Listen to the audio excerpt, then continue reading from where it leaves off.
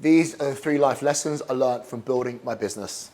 So the last 3 years is an understatement saying that it's been the hardest 3 years of my life. Had all the biggest life events happen at once. So the first thing happened back 3 years ago in October. Was it 2018 now? 2019.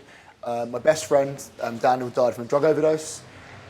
He came from a really good family, was studying physics at Oxford.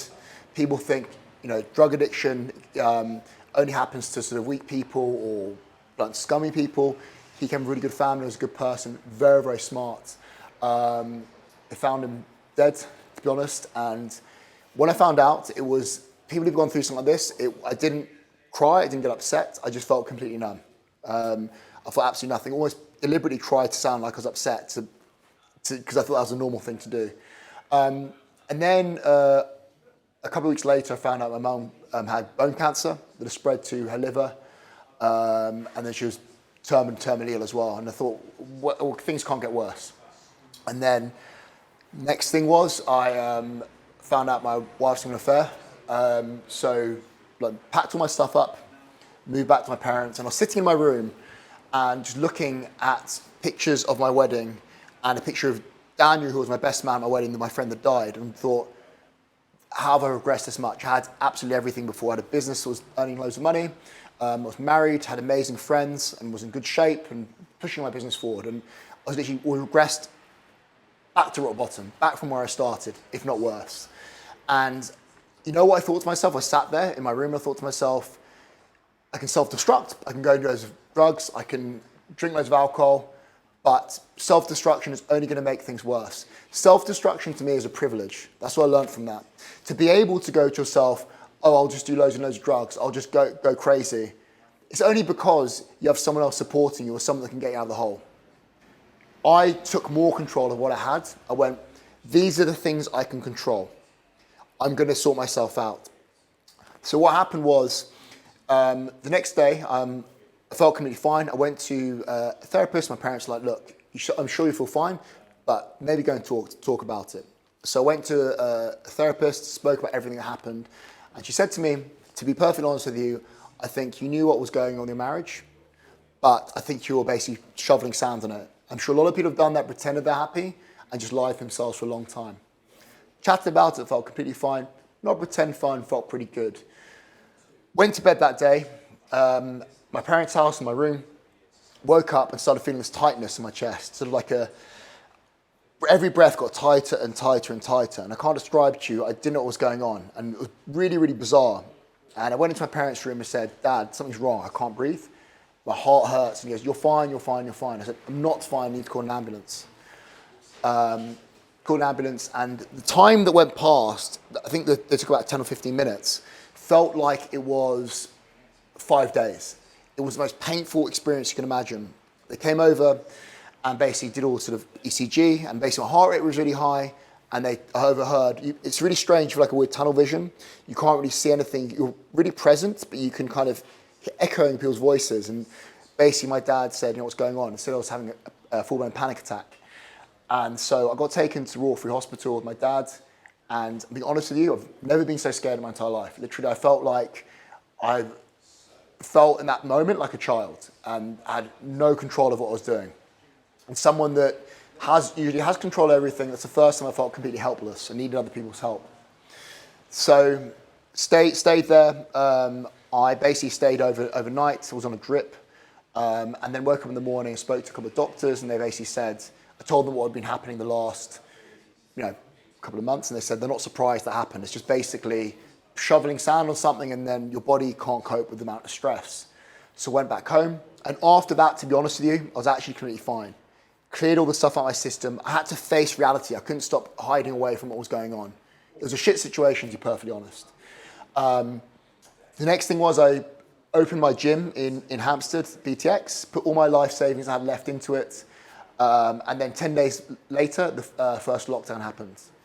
And usually I was able to work myself out of a hole, but remember, I could not even earn money to get myself out of a hole. I was in debt, I had a big credit card bill, but I used to put a lot of money away, so literally I couldn't even pay it off. And I didn't know what to do. When you're in a really, really, really nasty situation, You need to learn that you do not know everything. So I got help from mentors, people that knew better than me, people that would hold me responsible and keep me accountable. Same with nutrition. A lot of people think they know what they're doing, but they need someone to hold them accountable to what they're doing. So one of my clients, I'd say, don't want to mention his name in case it was mentioned, I basically asked him, he's a big business owner, said, what do I do? And I listened to absolutely everything he said, and I started to get myself out of this financial hole. The next step was, again, like a trainer, I spoke to him and he said he actually has a business mentor who's a billionaire. And so I didn't realize this till I heard of this. All these business owners have mentors. They have people that keep them accountable and tell them the mistakes they've made. If you get a mentor, they're going to stop you making the mistakes they made. It's going to save you a lot of money. And that's why I actually hired a guy called Mark Coles. I'm sure you've heard of him. And I built my business to the point where we're earning 5 times the amount I was earning before. The last 3 years have been horrific, to be honest with you. But until I went through a journey like this, I didn't understand how the struggle is what makes it worth it. People that get given everything are not happy. Every single person I know I've seen who's been handed everything, had their car bought for them, their watches bought for them, their house bought by their parents, are never happy. They're the most depressed, always going out drinking, always doing drugs. The reason why things like buying nice cars, nice watches makes you feel good is because the journey's taken to get there, the work is taken to get there. Just having those items mean nothing. It's a piece of steel on your wrist. It just doesn't mean anything whatsoever. Nice car, I drive a Ferrari, it means nothing. It's really interesting. Loads of studies have been done actually on women. The reason why they're attracted to guys with nice things like watches, cars, etc., is because it shows the kind of character they are.